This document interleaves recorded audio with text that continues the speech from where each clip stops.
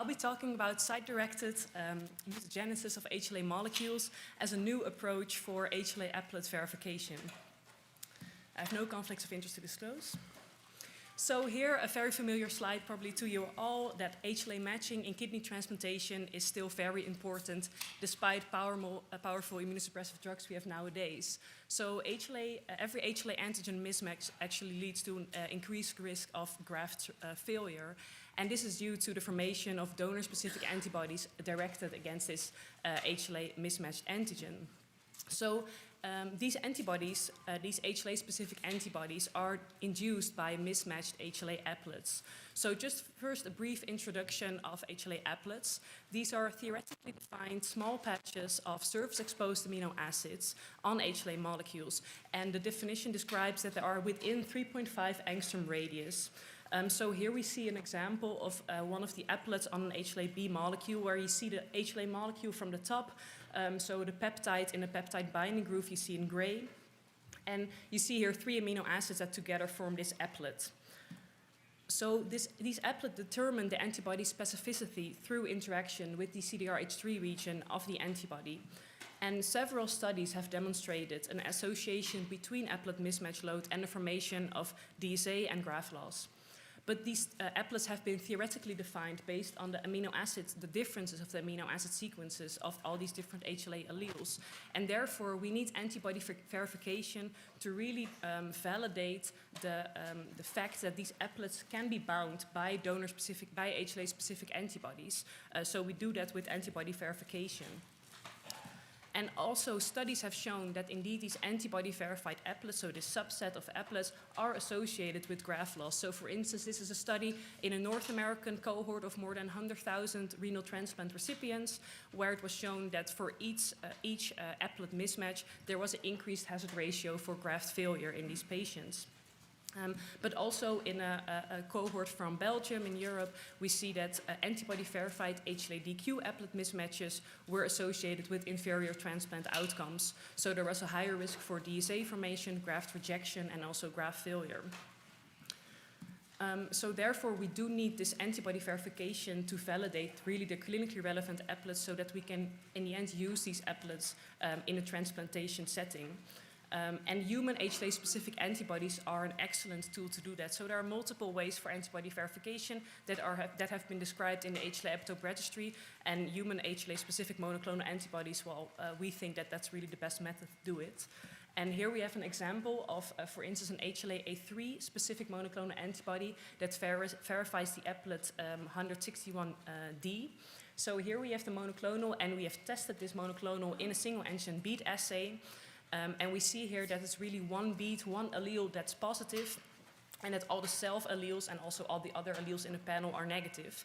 And if we then look at the amino acid sequence, we actually see that the position 161D is really the only amino acid that is present on the A3 allele, which is not present on any of the other negative alleles.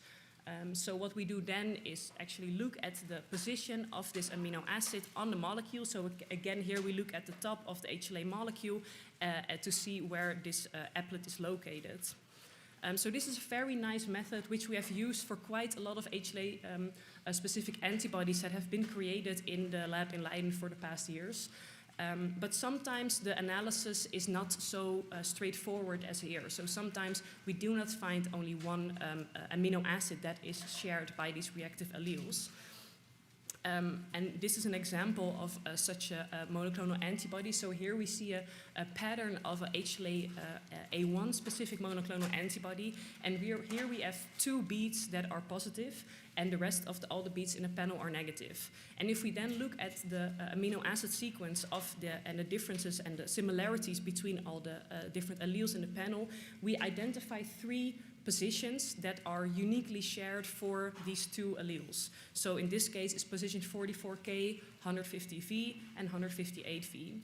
And if we then look at these 3 positions on the HLA-A1 molecule, you see that they are quite far away from each other. As you might remember, when I introduced Eplets, the definition is that they have to be within this 3.5 angstrom radius to be able to bind to that single CDRH3 region of the antibody. So if we look at the distances between these amino acids, it's actually way more than these 3.5 angstroms. So here we can safely say that it's not possible that these 3 amino acids together are really part of this same applet or the same functional epitope.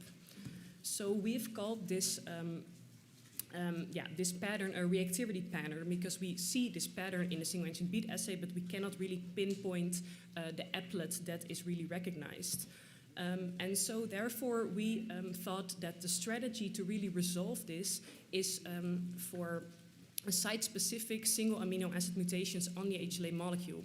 Because we of course looked first if there were any alleles maybe that were not in the panel, but maybe a bit rarer alleles which have only a 44K, for instance, and then different residues on positions 150 and 158, but they're not there, they don't exist. So therefore we really need mutagenesis to create these type of configurations. So what I first want to do is show you the analysis that we've done for this specific HLA A1 monoclonal antibody. So here we see the whole single ancient bead data of this monoclonal antibody. So we see the two, so the A1 and the A36 allele that are positive.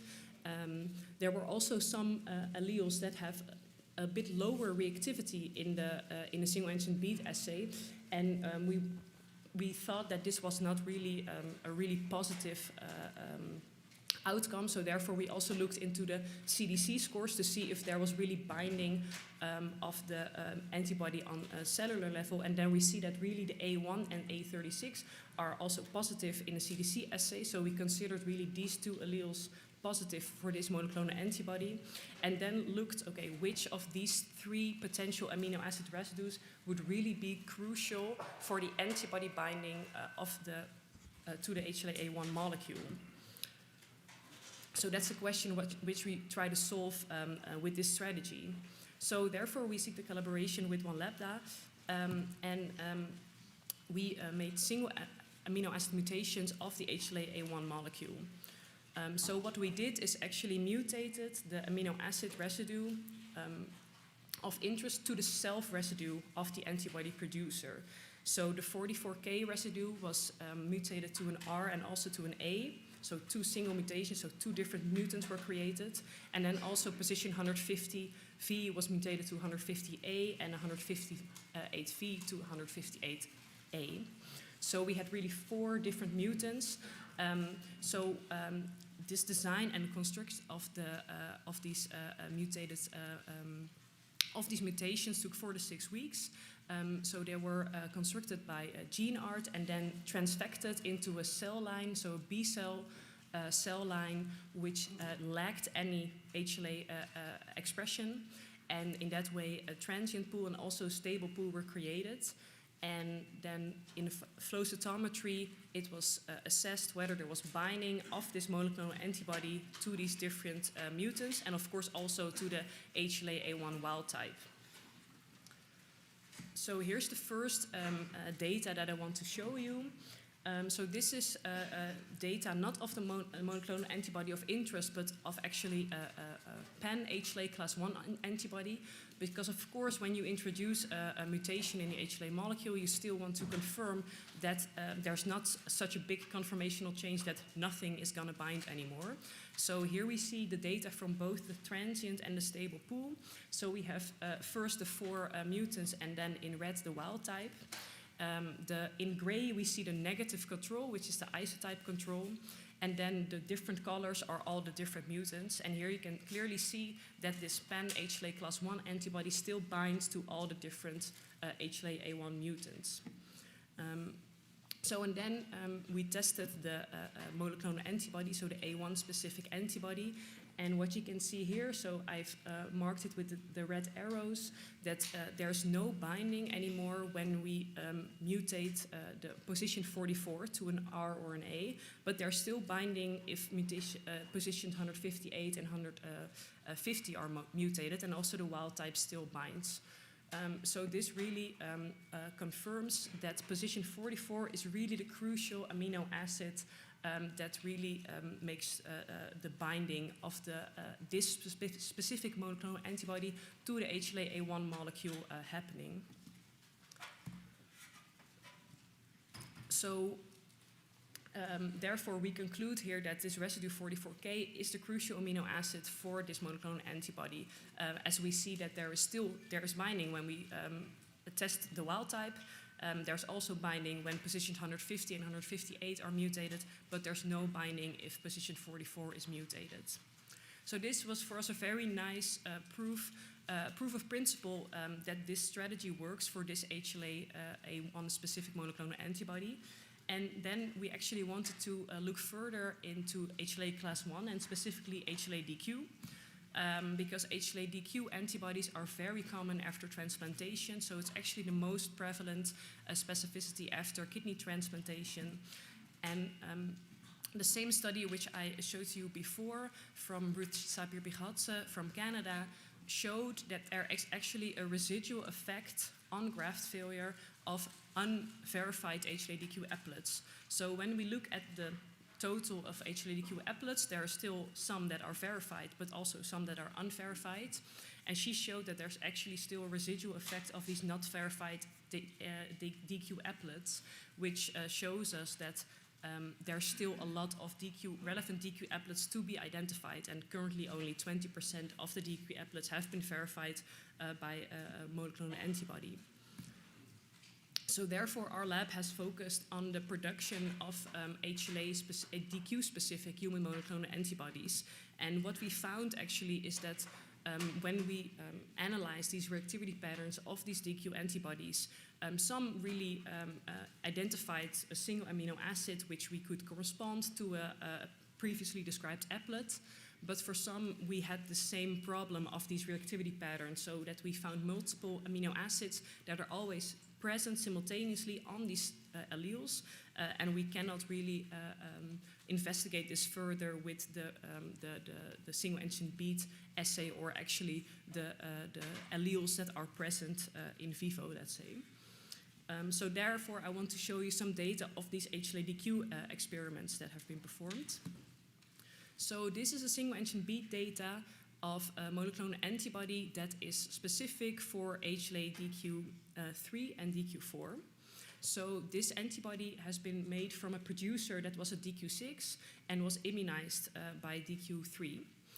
And what you can see here is we also did, so the BCM is the background corrected MFI in the single antigen bead assay. We also did some FAX test and a CDC.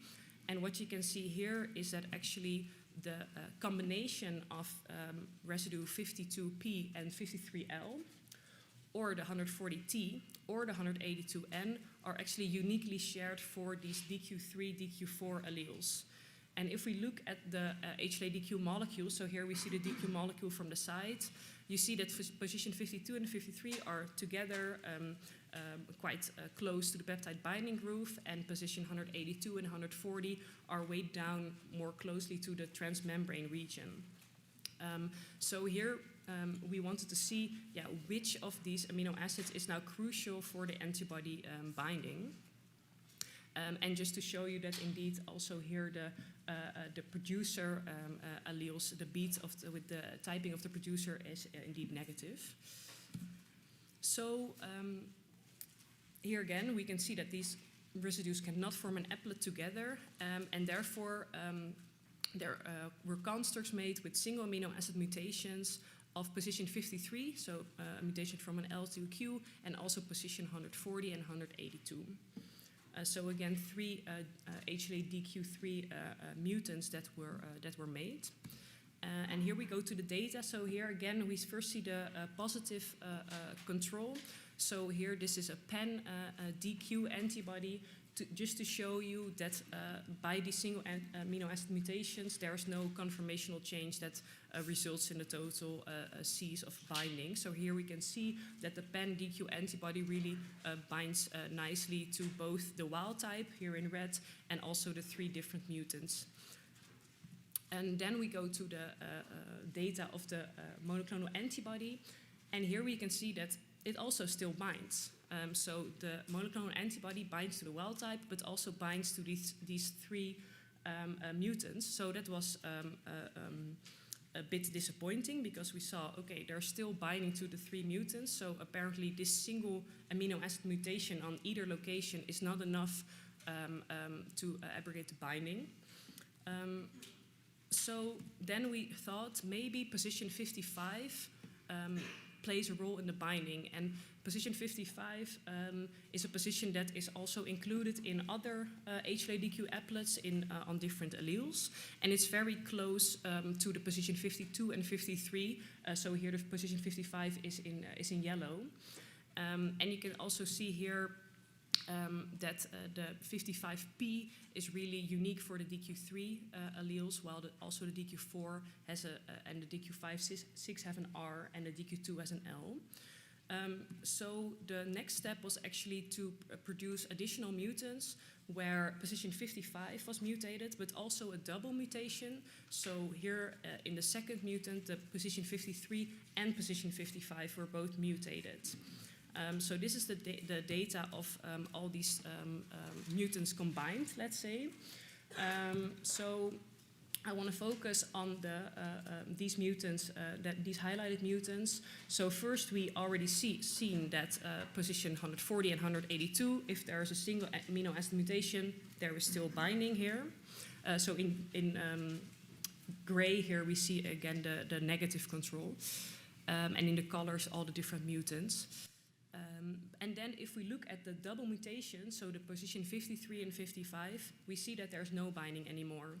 While actually, if we look at the position 55 mutation and the position 53 mutation, they're still binding. So in dark green, we have the double mutation, and then in light green and orange, you have the single mutations. So here we see that actually both these residues, the combination of these residues are crucial for the binding of this monoclonal antibody to HLA-DQP3-01. So that was very interesting to see. And well, we also had some other DQ antibodies that we would like to test. So here we have another DQ antibody which had this unresolved reactivity pattern. So here we can actually see, so this is a monoclonal antibody that is specific for not only DQ3, DQ4, but also DQ2.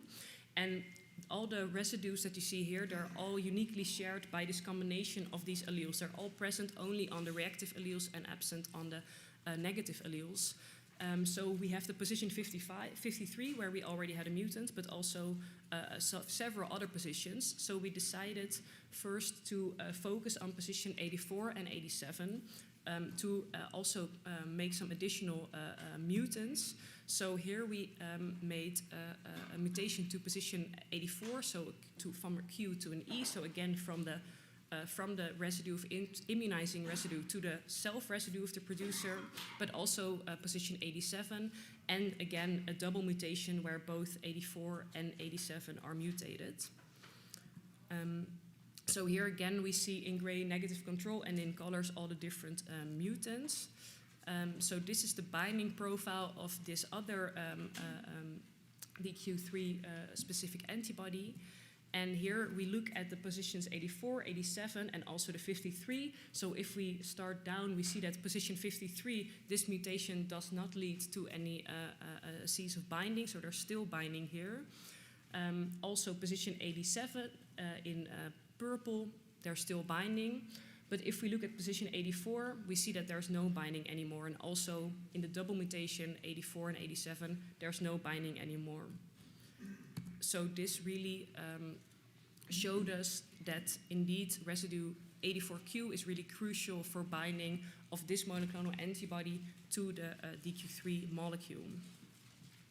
And then we also had another DQ3 specific map, which is has a bit more narrow pattern.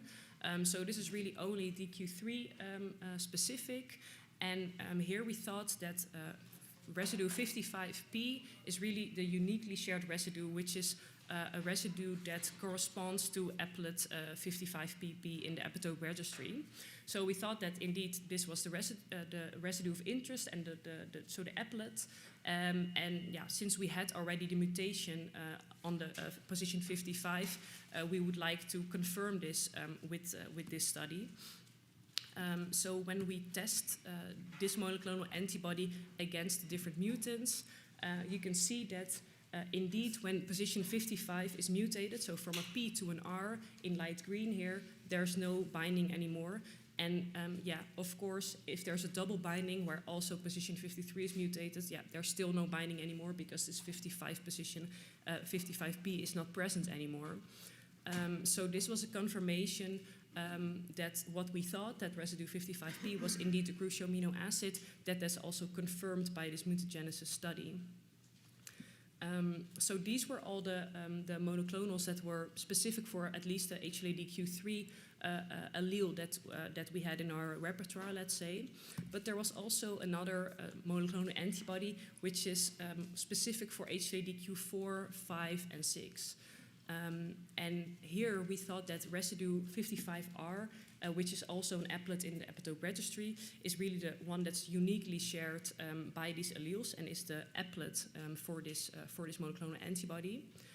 So here we see the position of 55 in yellow on the HLA-DQ6 molecule, so again seen from the top.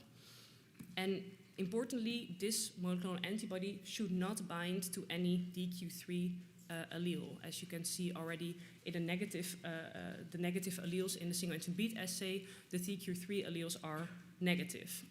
But this is the position 55R that we are interested in. And of course, we already had this DQ3 mutant where we made the 55P to a 55R.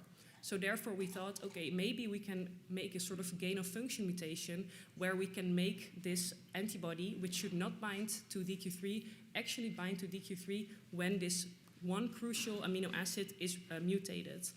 So that's what we've done here. So here it's important to tell you that the negative control, the monoclonal antibody that we use for the negative control, that's this DQ456 specific antibody. So here we can see that indeed in gray, this monoclonal antibody does not bind to the wild type here on the bottom, but also not to any of the mutants, except when position 55P is mutated in a 55R, and also again the double mutation with the position 53 and 55. So this is really interesting data, I think, that we see that a monoclonal antibody that's specific for DQ456, where we think that position 55R is really a crucial amino acid, that we can actually make it bind to a DQ3 molecule when only one position is mutated. So yeah, that's the data that I would like to that I wanted to show you. So we really see that site-directed mutagenesis of these HLA molecules is a feasible method to resolve the reactivity patterns of HLA-specific maps, and that we can use it for HLA Eplet verification. And yeah, it's a feasible method. It doesn't. It took within 2 months actually we had data of this first HLA A1 specific monoclonal antibody. So that's very fast. And it really demonstrates, especially this last example, that a single amino acid can be crucial for the binding of a specific map to its target antigen. And yeah, of course, we will continue with this research, and we will focus mainly on more unresolved HLA-DQ and also HLA-DR reactivity patterns of the monoclonal antibodies that we still have in our lab. And we also would like to use this method further to study other factors influencing, for instance, antibody affinity by maybe mutating amino acids that are part more of the structural epitope, so the surrounding antibodies surrounding the functional epitope of our Eplet. So yeah, with that, I really want to like to thank you for your attention, and of course the team from the transplantation immunology in Leiden, so Cynthia Kramer, Frans Klaas, and Sebastian Heid, and of course the team from One Labda, so especially Dave, Tina Meng, and Ujwala for the great work that we've done together, and yeah, hopefully more to come.